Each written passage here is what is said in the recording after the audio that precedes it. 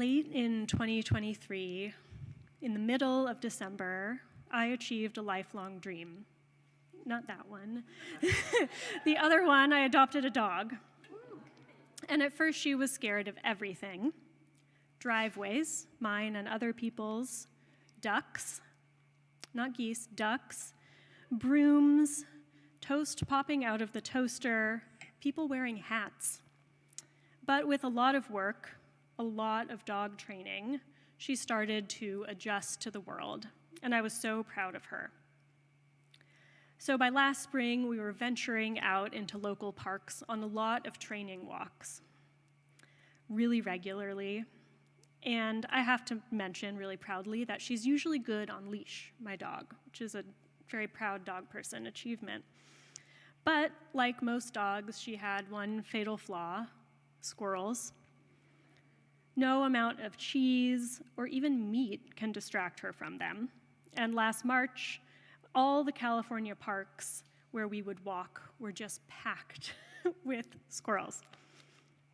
And one day, we went to a new park where I was hopeful there would be fewer squirrels, and I was so wrong. Things went off the rails nearly immediately. Stella is strong, and she pulled me through the squelchy grass to a tree where a squirrel was indeed taunting her. Trying to redirect her from the tree, I attempted to get us back to the sidewalk, to the walk, but instead I gently and honestly slowly fell down right into the muddy grass. She was not going to take her eyes off the squirrel. She would not be moved. And she wasn't paying any attention to me, and so I sat there in the mud with my dog, kind of despondent. I was unsure of how to proceed.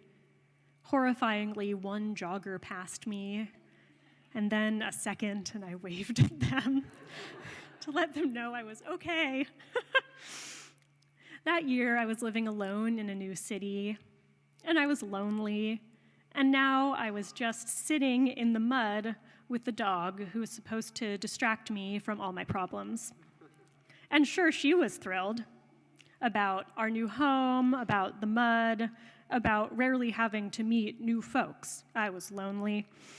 But I was really unhappy in a deep down way, and this moment in my life felt muddy, not just metaphorically. I was stuck, unclear, and in the mud with my dog. Of course, I was really trying to make meaning from the mess, to take things as a time of transition, but mostly I was just sad and frustrated. The soil of my life felt frozen and brittle and unready to grow much of anything. And so mostly I just waited, not patiently, for things to shift and for the ground to thaw for a moment of new possibility. Mud, I thought, is a place of stuckness, and I am so in it. Now, I am not a good gardener, and I don't want you to think I am, and I really don't enjoy getting my hands dirty, so it's weird I'm preaching about mud. But all this has had me thinking about my elementary school garden. My school was good at a few things, teaching us all to do handcrafts, poetry recitation, weirdly. And for this story, what's important to know is that a lot of our science education was hands-on and in the compost piles at the back of the school garden.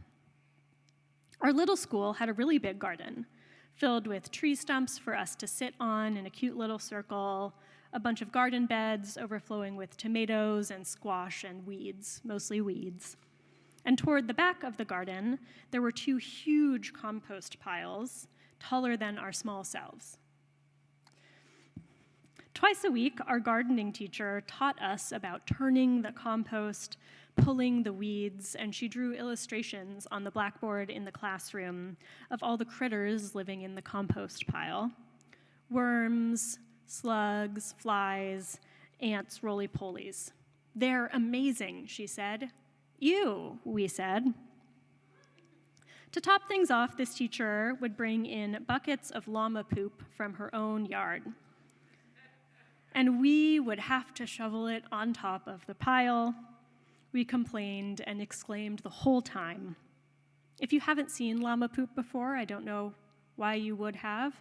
I did have to Google this to double check. It's made up of little spheres, exactly how I remember it in the Google image search, which according to my gardening teacher and my recent research actually, is really nutrient rich and in high demand as a fertilizer. But gross.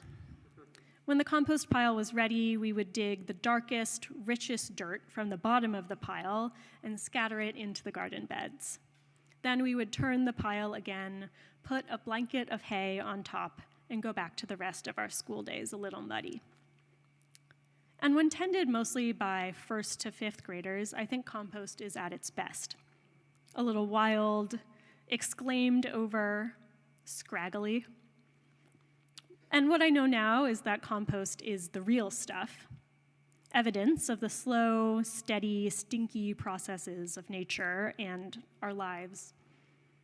And in our own days, in our dormant or slow seasons, we also do the work of churning through the discarded parts of our lives to create rich, nutritious dirt which can help us grow.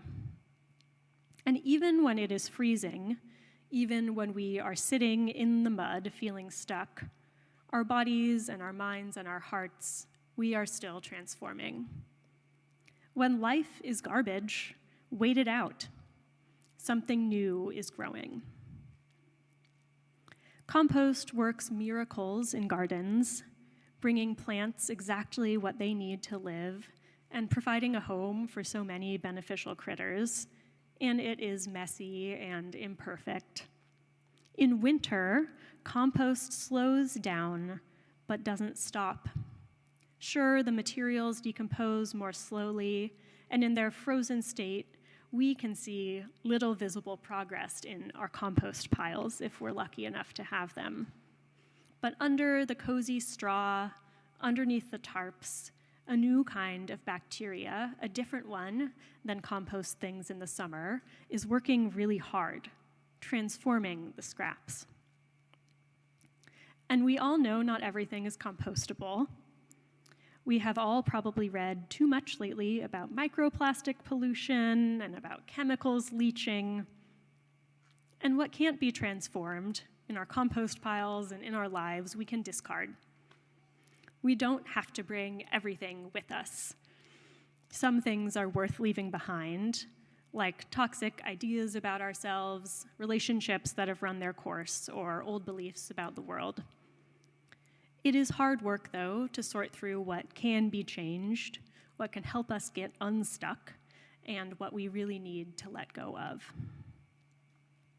Mud season in New England is right about now, March to May, and it's the moment when the earth wakes up, the ground unfreezes, and the waterlogged, frozen soil turns into sticky, intractable mud, the kind Martha's car gets stuck in.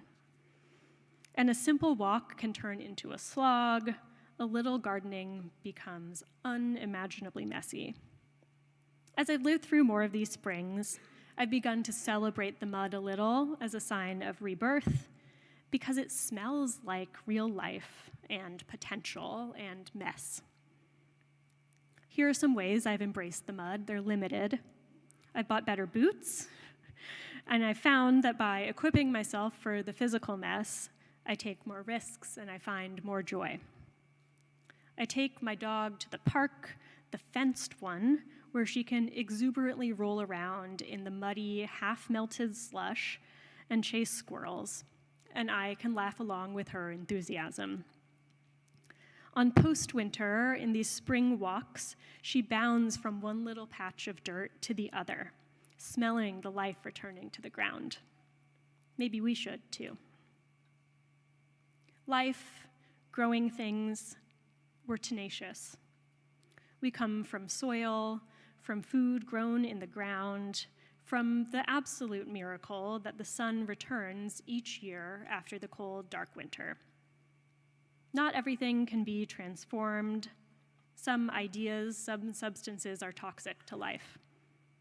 But when I notice my own growth and the cycles of Earth which mirror this, I can't help but feel a grounded, radical hope.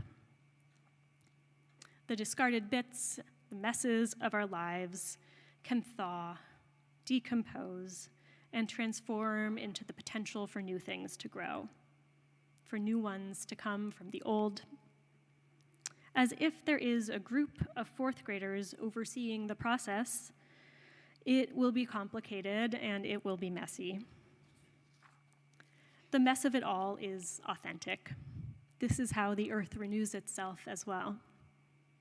But the mess was always there, under the surface, and even in our stuck moments, beckoning us to transform. Life can be like a compost heap, and if we're lucky, we can find rich soil through which to transform ourselves and the world. Amen. Blessed be. What is in your compost pile right now? As new things grow, may we return what no longer serves us to the earth. May we nourish our tender new hopes with well-earned, rich knowing. May we go forth from this place ready to grow. Amen.